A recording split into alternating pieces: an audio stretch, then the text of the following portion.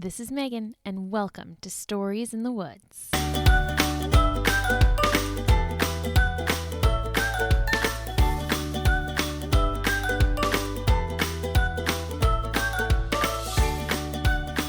Today's forest fact comes from Jackson. Did you know a snail can sleep for 3 years? 3 years? I have to say, that sounds kind of amazing. I did notice a snail in the yard today.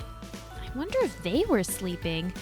Maybe they have a tiny snail pillow and blanket and a little stuffed teddy. No, that would be silly. This does remind me of a story, though. Would you like to hear it?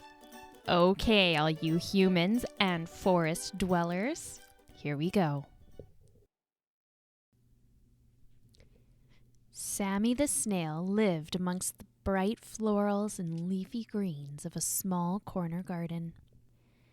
Sammy loved living in the garden. It was cozy and felt safe. Sammy loved a lot of things. They loved the quiet patter of rain on the leaves. They loved watching the buzzing bees collecting pollen and bringing it back to the hive. They loved going for slow, languid slides around the yard and stopping to chat with other bugs. But unlike many of the other snails, Sammy the Snail did not love to sleep. "I may be slow, but I've got a racetrack mind," they would tell their snail friends. "I just have too much to do," they would say when the other snails would slide off to go nap. But the biggest reason Sammy did not love to sleep is they were scared. The other snails liked to wiggle down into the cool, moist soil of the garden bed to sleep. Sammy shivered at the thought. They did not like the feeling of the wet earth on their slimy body. He also felt nervous about the big two-footed creatures that ran through the yard sometimes, screeching and flailing their arms. Very frightening indeed. Sometimes they even loomed over the garden with their funny-looking eyes and strange, smooth faces. What if one of these monsters stepped on them while they were peacefully dozing?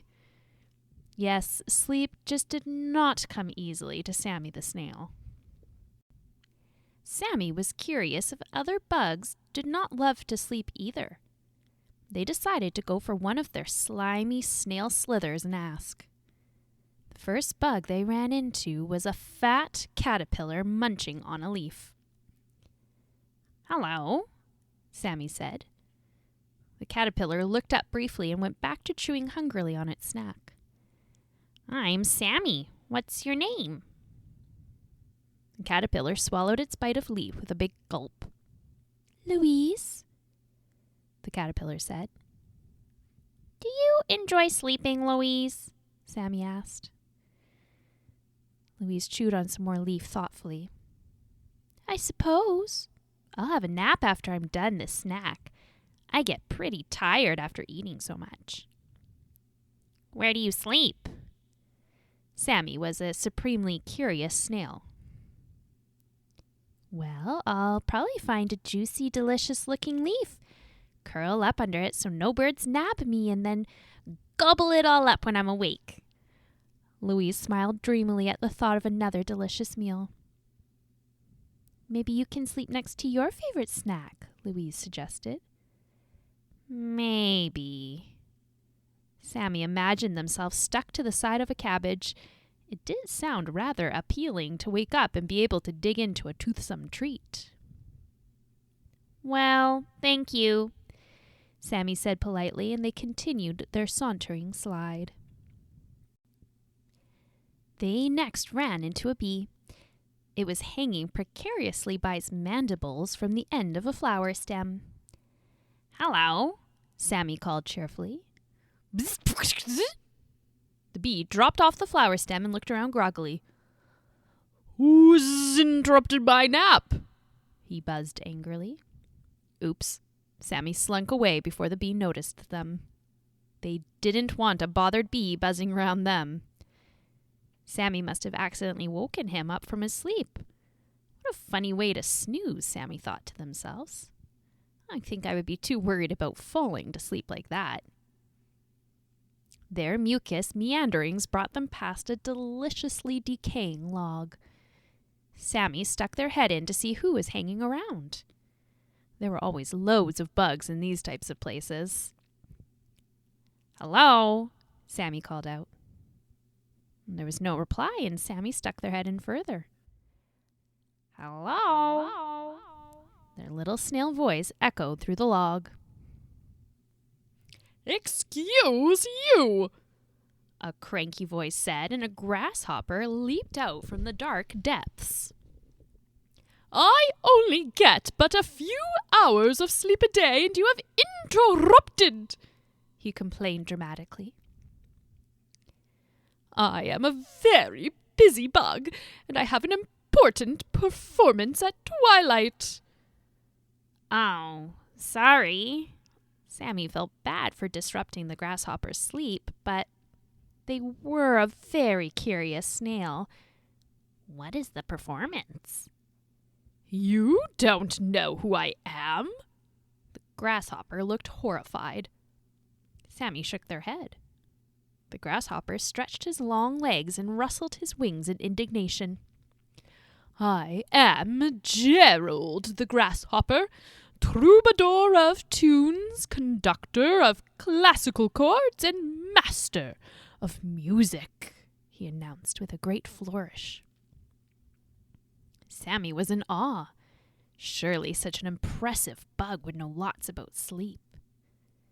"Do you enjoy sleeping?" Sammy asked.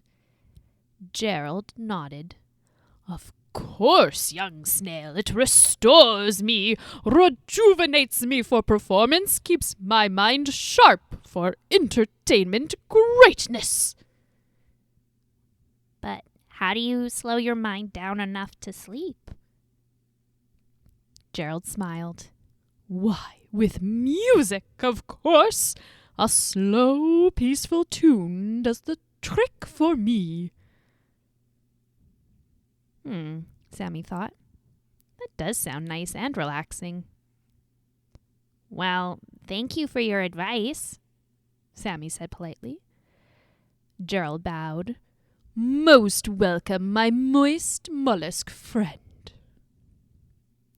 Sammy slowly made their way back to where the other snails were getting ready for a power nap. They pondered everything they'd learned that day. Sammy pulled over a cabbage leaf from the vegetable garden, so it was close to their snail friends. Some of the other snails' eyes swiveled their way, but nobody said a word. Sammy slid onto the cabbage leaf. I didn't feel too bad. Actually, it was kind of comforting having the smell of cabbage close. They closed their eyes and relaxed their shell and foot. In the dusky twilight, Sammy heard the faint strains of something. They listened closer and smiled. A grasshopper was playing a slow, soft tune. The melody wrapped itself around Sammy, and their mind grew quieter and quieter. Their breath slowed. In, out, in, out, until they were no longer aware of the smells of cabbage or damp soil or the faint notes catching in the evening breeze. Sammy the snail slept.